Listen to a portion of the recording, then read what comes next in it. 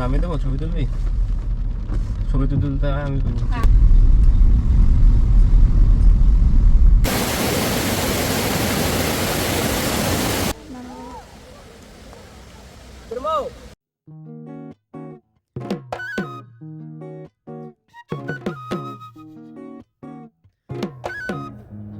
Hello everyone, আগের পর্বে আপনারা দেখেছেন আমরা শিলং থেকে কিভাবে সাইট সিইংগুলো করতে করতে সোহরায় আসলাম।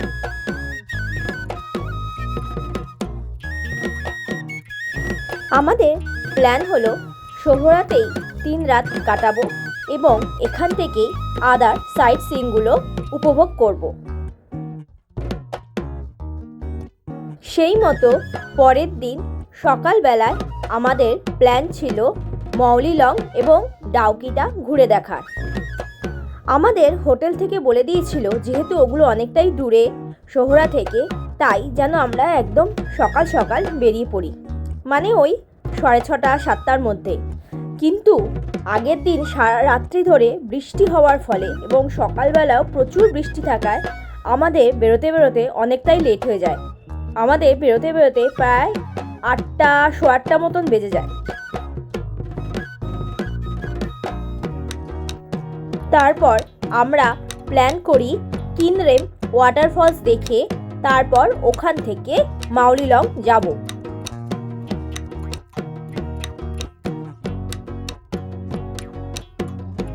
এখানে যাবার পথে রাস্তাতেই প্রচুর ওয়াটারফলস দেখেছি আমরা এবং সবগুলোই খুবই সুন্দর।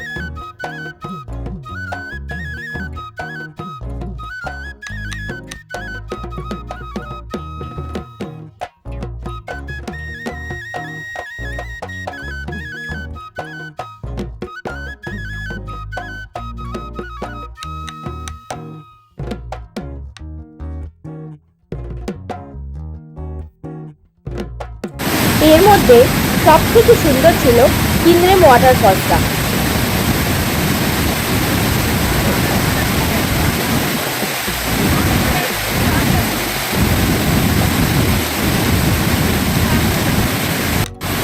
না চাইতেও এত সুন্দর ওয়াটারফলস দেখে আমরা এখানে অনেকটা টাইমই কাটিয়ে দিলাম।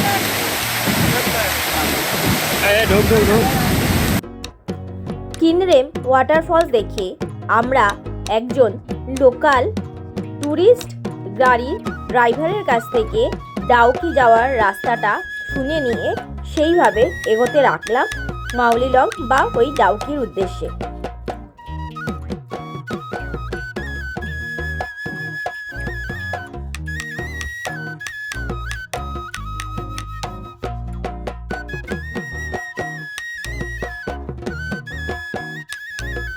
আর কথা মতো মেন রাস্তা থেকে ডান দিকে একটা রাস্তা চলে গেছে, সেখানে কিছু বিউটিফুল সিনারি দেখতে দেখতে আমরা মাউলিলং পৌঁছে যাব। সেইভাবে আমরা এগোতে লাগলাম।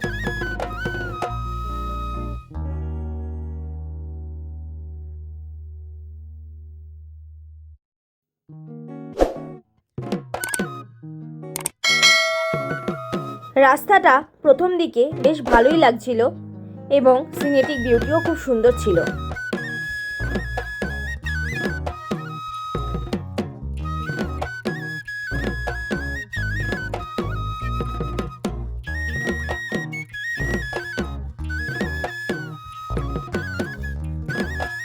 এখানে যাওয়ার পথে কিছু প্রপার্টি নজরে আসলো, যেগুলো হচ্ছে হয়তো ফিউচারে এগুলো কোনো রিসর্ট তৈরি হবে।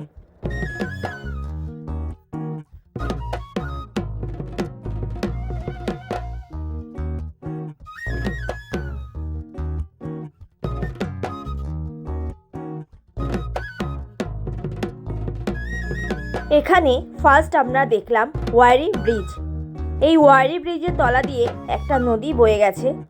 এই ব্রিজটা এক কথায় অসাধারণ ছিল।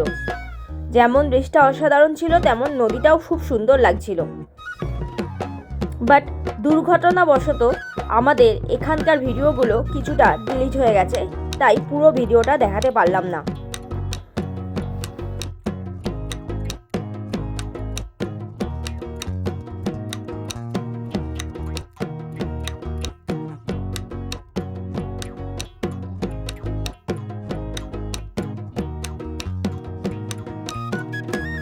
ওয়ারি ব্রিজ দেখে আমরা এগিয়ে চললাম সামনের দিকে। এই সময় কোনো রকম নেটওয়ার্কই আমাদের মোবাইলে ছিল না, ফলে বুঝতে পারছিলাম না আমরা ঠিক রাস্তায় যাচ্ছি কি না। রাস্তাটা একসময় এমন অবস্থা ছিল যে আমরা কনফিউশনে ছিলাম এগোবো কি এগোবো না, কারণ মনে হচ্ছিল সামনে আর রাস্তা নেই এবং রাস্তার কন্ডিশন খুবই খুবই খারাপ ছিল।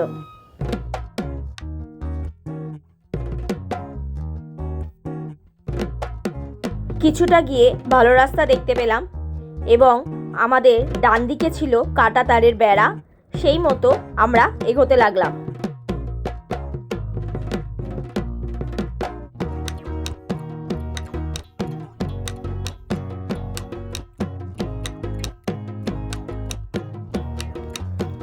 বাংলাদেশকে ডান দিকে রেখে আমরা এগোতে লাগলাম।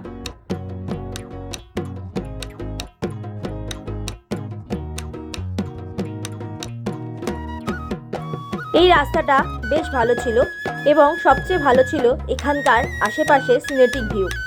কিন্তু আশেপাশে কোনো লোকজন না দেখায় আমরা একটু কনফিউশনে ছিলাম যে আমরা আদৌ ঠিকঠাক যাচ্ছি তো।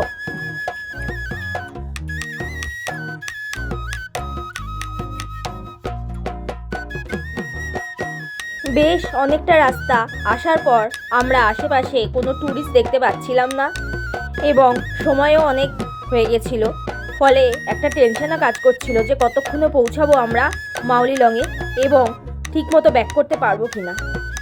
এর মধ্যে রাস্তায় মাঝে মাঝেই মেঘ পুরো ভরে যাচ্ছে এবং সামনে কিছুই দেখা যাচ্ছে না।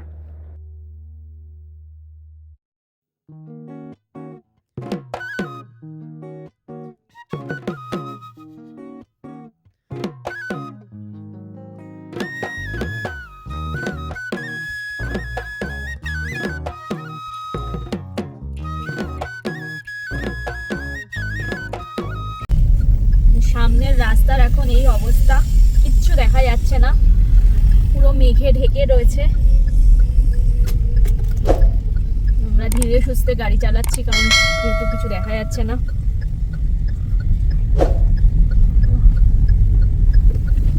হচ্ছে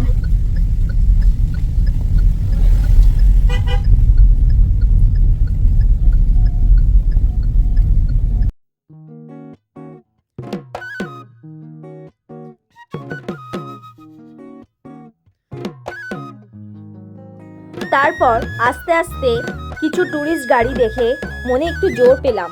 মনে হলো যে না, আমরা একাই নই, আরও কিছু লোক আছে যারা এখনও ওইখানে যাচ্ছে।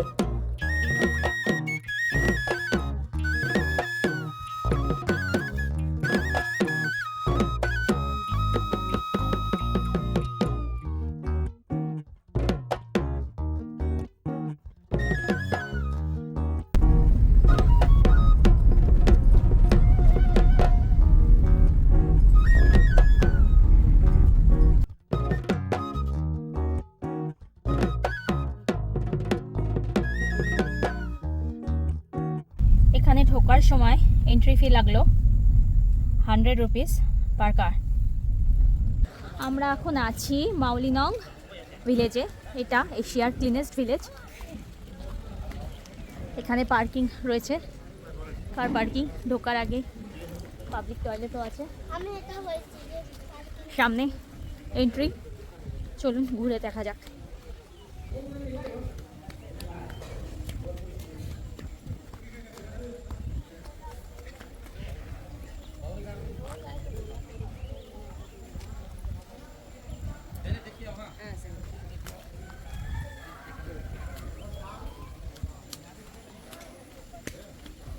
এখানে কি একটা না আছে, কি একটা না আছে।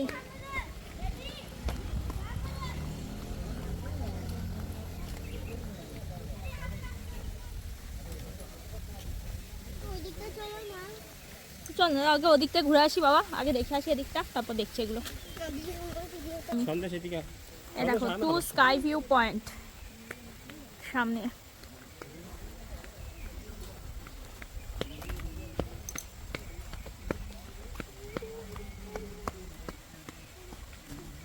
Exit point. আচ্ছা, কোন দিকে যাবো? কোন দিকে? স্কাই ভিউ পয়েন্ট আছে। সাইড দাও বাবা, এদিকে আসো। বাবা এদিকে আসো।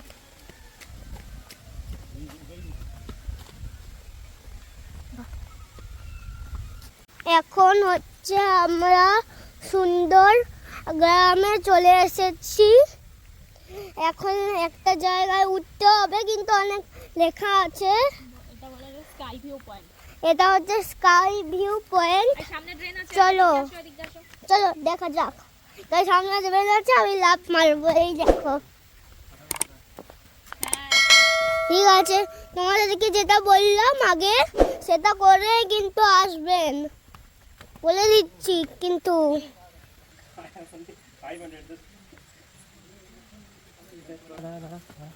ঠিক আছে, তুমি ভিডিও করে দিলে আমি আর ভিডিও করবো না, ঠিক তো? ঠিক আছে, আসো। এইভাবে বাঁশের সাঁকো দিয়ে উঠতে হবে। দেখ, ধরে ধরে ওঠো। গোলাতে গোলাতে বলে যাবো না, ওটা পাহাড়ে।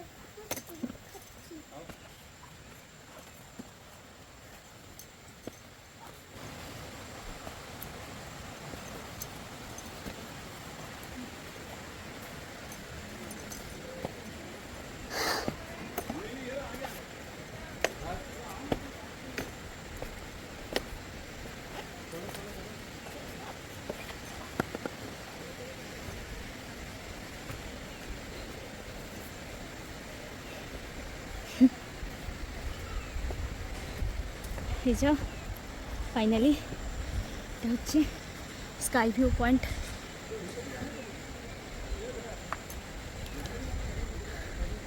মেঘালয় এখনো অবধি আসা অবধি আমরা এর থেকে অনেক ভালো ভিউ পয়েন্ট দেখেছি। এটা সেই তুলনায় এমন কিছু আমার লাগছে না। তবে এই বাঁশের সাঁকোটা দারুণ। দেখিনি চারপাশের ভিউটা। এবার ওদিক থেকে এসছে, এই সাইডে আমরা যাচ্ছি।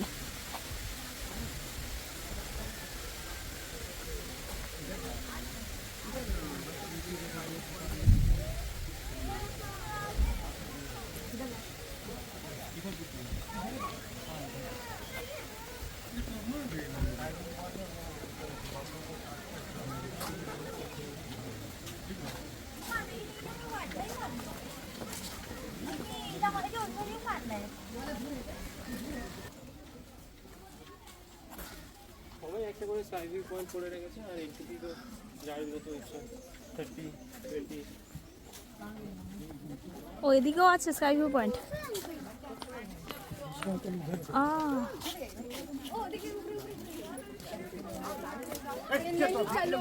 वहाँ पे बोला जा रहा है कि आने फटाफट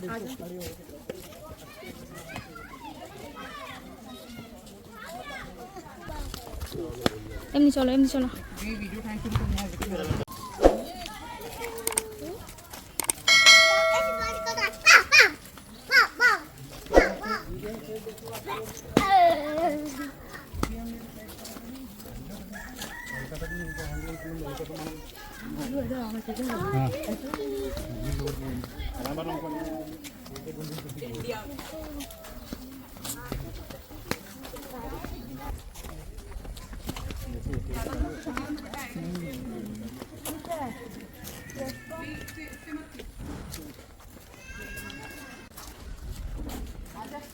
এখানে ম্যাক্সিমামই সব হোমস্টে আছে, খাবার জায়গাও রয়েছে।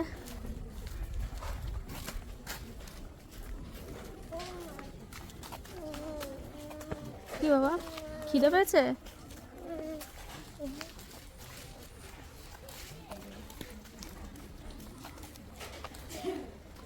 না, ওটা একটা হোমস্টে বাবা।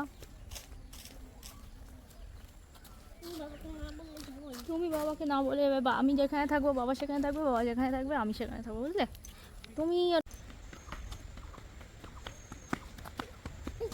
একটা পার্কের মতো আছে।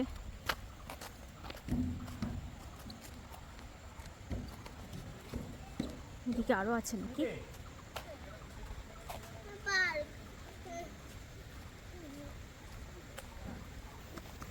আচ্ছা, এটা দোলনাটাতে বসবো, আমরা আসি। দোলনাটাতে বস। আচ্ছা ঠিক আছে, ওটা দেবো। তোমরা কি ভালো জিনিস দেখতে যাচ্ছ? জানি না বাবা কি আছে, আমরা তো জানি না। এখানে কি আর কিছু আছে না? মানে দেখতে যাচ্ছ নাকি বাজে? তো এইদিকে তো ইয়ে আছে। না আর নেই এমনি। মা, আমি থাকবো নাকি যাবো তোমাদের সাথে? না এদিকে আর কিছু নেই।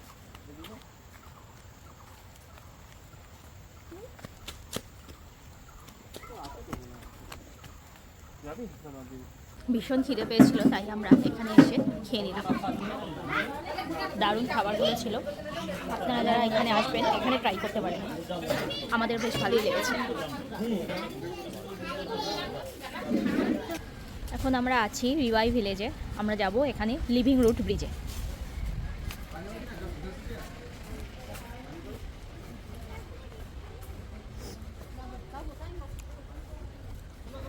মাউলিলংয়ের পরবর্তী ডেস্টিনেশন ছিল আমাদের রিভাই লিভিং রুট ব্রিজ।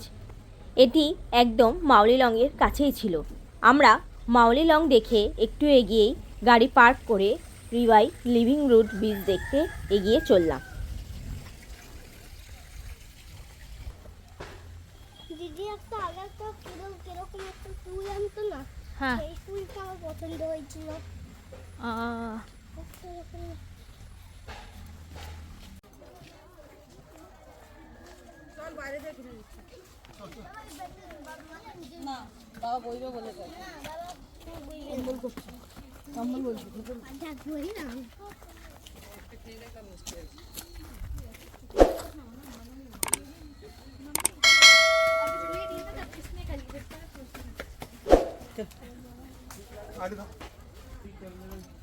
সিরিয়াসলি কিছু একটা অঘটন ঘটে। এখানে লাঠি পাওয়া যাচ্ছে রেন্টে 20 টাকা করে। আমরা নিয়ে নিয়েছি। সন্দেশও একটা নিয়েছে, বাট সন্দেশের লাঠি যাওয়ার জন্য না, ওটার ওপর লাফিয়ে লাফিয়ে চলার জন্য। চলুন যাওয়া যাক।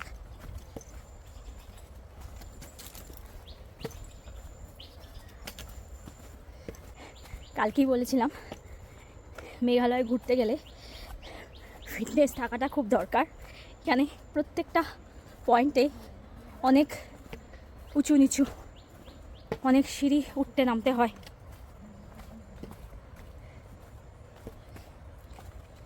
নামার সময় তো নেমে যাচ্ছি, ওঠার সময় কী হবে জানি না।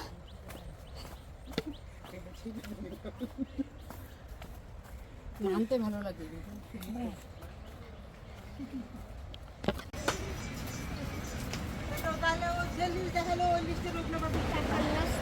বলছি তো বাবাকে আগে যেতে দিয়ে আয়। এটা কি পশ্চিমবঙ্গের ইয়ে লিভিং রুট ব্রিজ কি একসাথে? তা তো জানি না গো।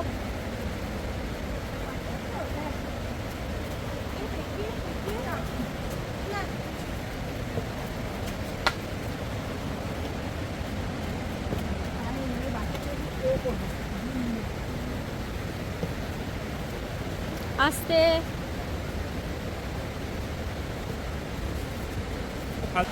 এখানে টিকিটের ব্যবস্থা আছে। পার টিকিট কত করে সৌভিক? পার টিকিট 40 রুপিস করে লেগেছে আমাদের।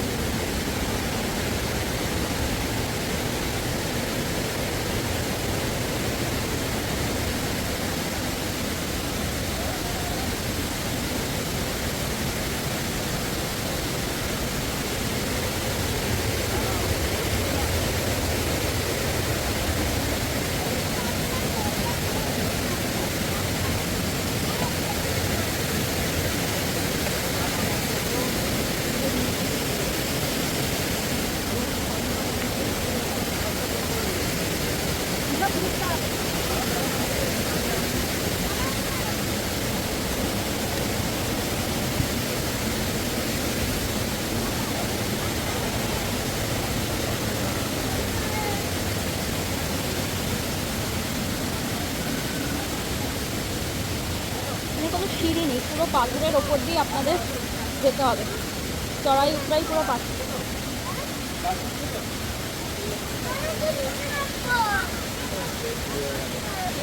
আমরা এখন আছি সেই লিভিং রুট ব্রিজে।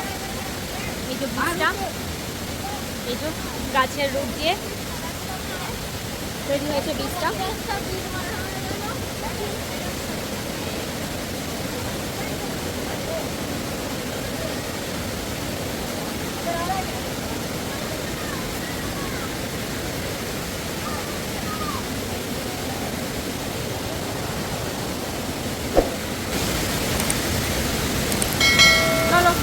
চলো আসো, সাবধানে। টয়লেট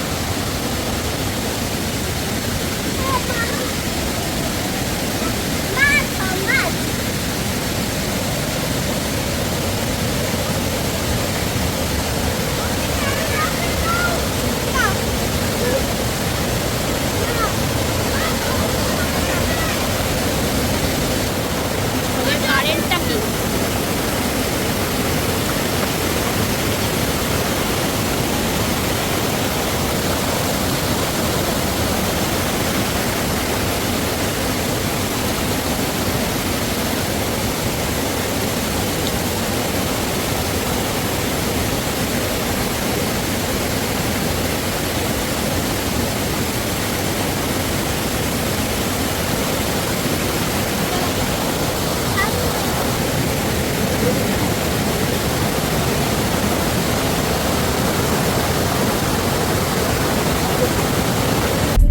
লিভাই লিভিং রুল ব্রিজ থেকে আমরা এখন ডাউকির দিকে যাচ্ছি। রাস্তার অবস্থা খুবই খারাপ, পুরো মেঘে ঢেকে রয়েছে, কিছুই দেখা যাচ্ছে না। যেহেতু এই রাস্তায় আমরা একদমই নতুন, তো একটু আস্তে আস্তে ধীরে ধীরে যাচ্ছি।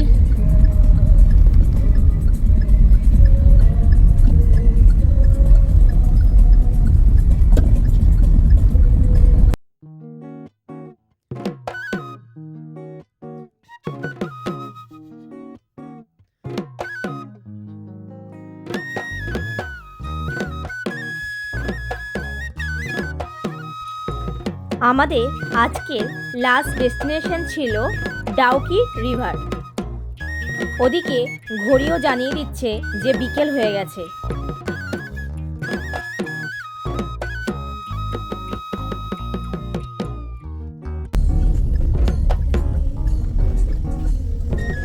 এই যে দু দেশের মাঝে কাঁটাতারের বেড়া।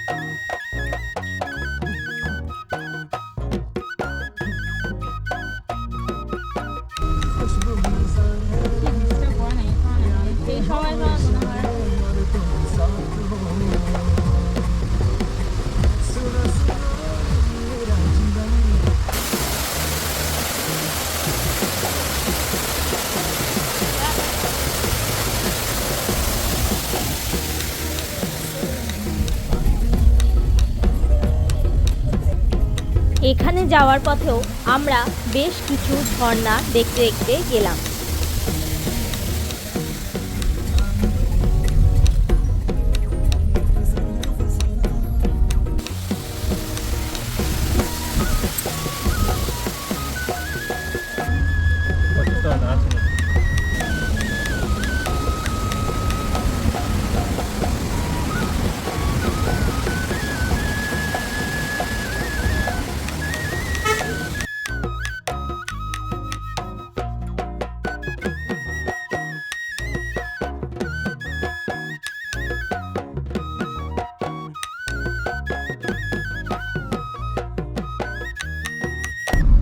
আমরা এখন ডাউকি রিভার ভিউ পয়েন্টের কাছাকাছি চলে এসেছি। আমার ডান দিকে পুরো বাংলাদেশটা দেখা যাচ্ছে।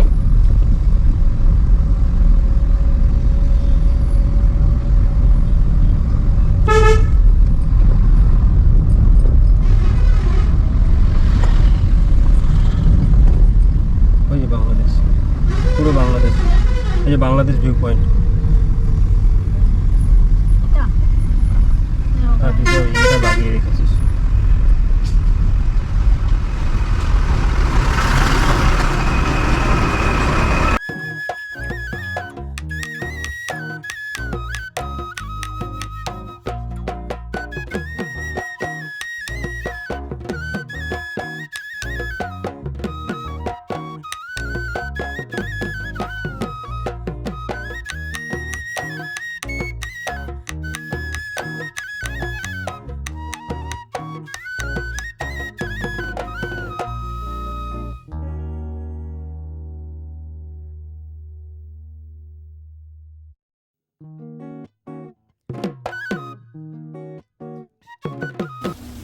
এখন আমরা আছি ডাউকি বোটিং পয়েন্টে।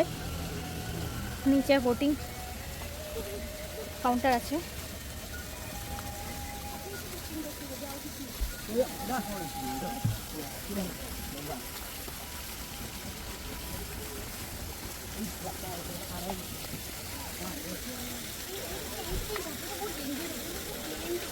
আসছে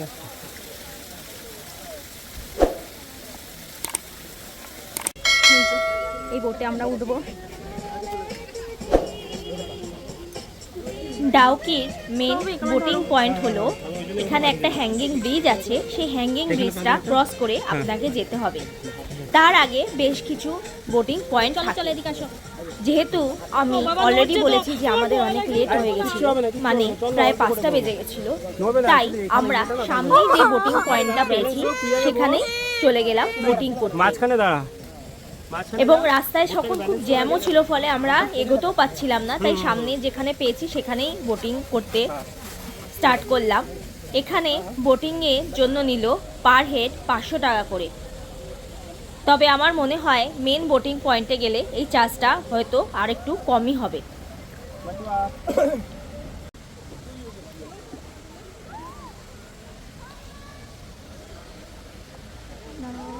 সামনে যে হ্যাঙ্গিং ব্রিজটা দেখতে পাচ্ছেন ওটা ক্রস করে যেতে হবে আপনার মেন বোটিং পয়েন্টে।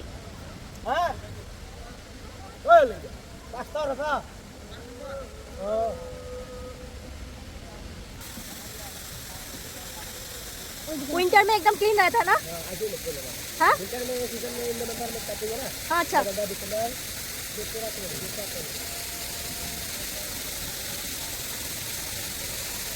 ওই দিকতে যাবো। দাদা ওইভাবে ঘুরিয়ে নেবে, মানে নিশ্চয়ই ঘুরিয়ে নেবে। ঘুরিয়ে দিলে তো নৌকাটা নড়বে। না দেখো নিশ্চয়ই চলবে, যেভাবে সবাই যাচ্ছে সেভাবে আমরাও যাবো। ওটা ঘুরতে নাকি দেখবে তাই না? হ্যাঁ তাহলে বুঝতে।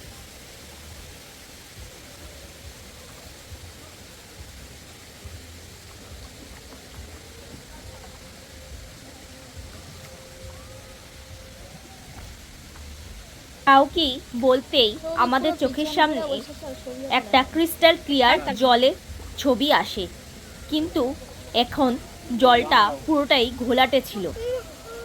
নড়ছিস কেন বাবা? একদম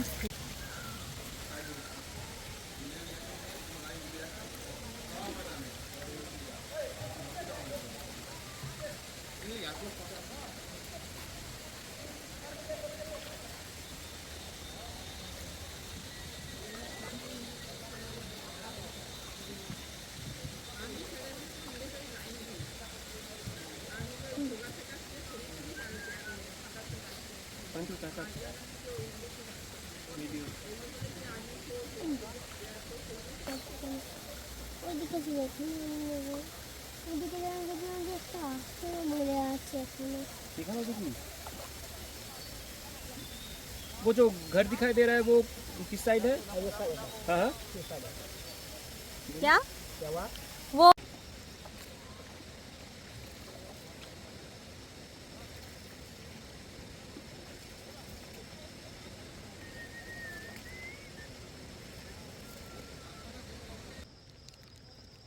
भाई हाय बोलो।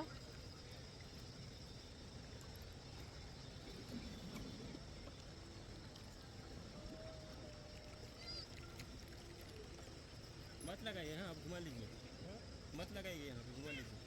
हाँ है तो এখানে কি করবো আমরা?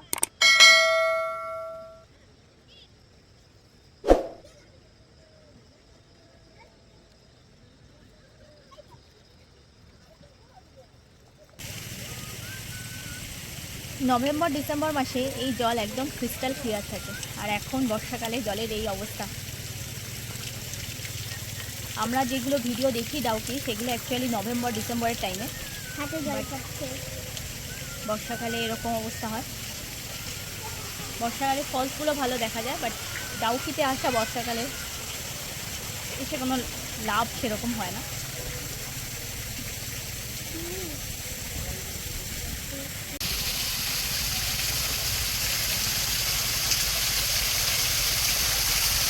এবার মাথায় মনে লাগছে সেটা।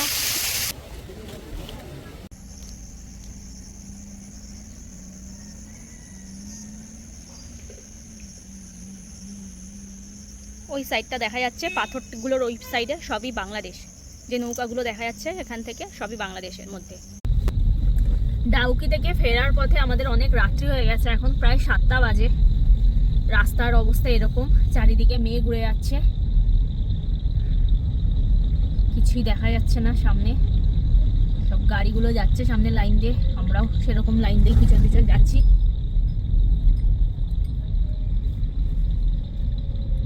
এটাও একটা নতুন এক্সপেরিমেন্ট হচ্ছে আমাদের, পাহাড়ি রাস্তায় রাত্রিবেলায় গাড়ি চালানো।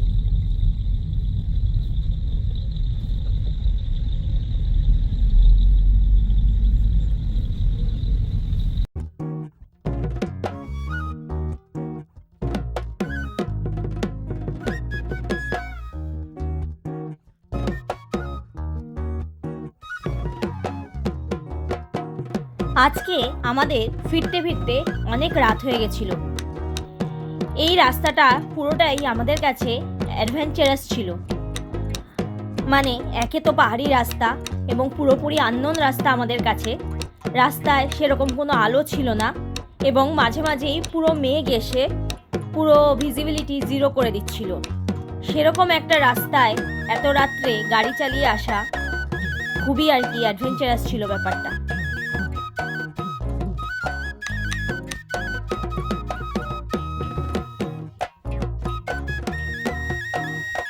এখন 10:15 বাজে, রাত্রি 10:15 বাজে। আমরা এই 10 মিনিট মতো হলো এসছি। প্রচণ্ড টায়ার্ড আজকে। মানে ভিউ পয়েন্টগুলো তো গেছি, এখানকার যে ভিউ পয়েন্ট প্লাস মানে এক্সট্রা হয়েছে আর কি এরকম রাত্রে অ্যাডভেঞ্চার। আজকে আমাদের অ্যাডভেঞ্চার বেশি হয়েছে। যাই হোক, প্রচণ্ড টায়ার্ড, তাড়াতাড়ি খেয়ে দিয়ে আজকে ঘুমিয়ে পড়বো। কালকে জানি না কি কি দেখতে পারবো। চলো, গুড নাইট।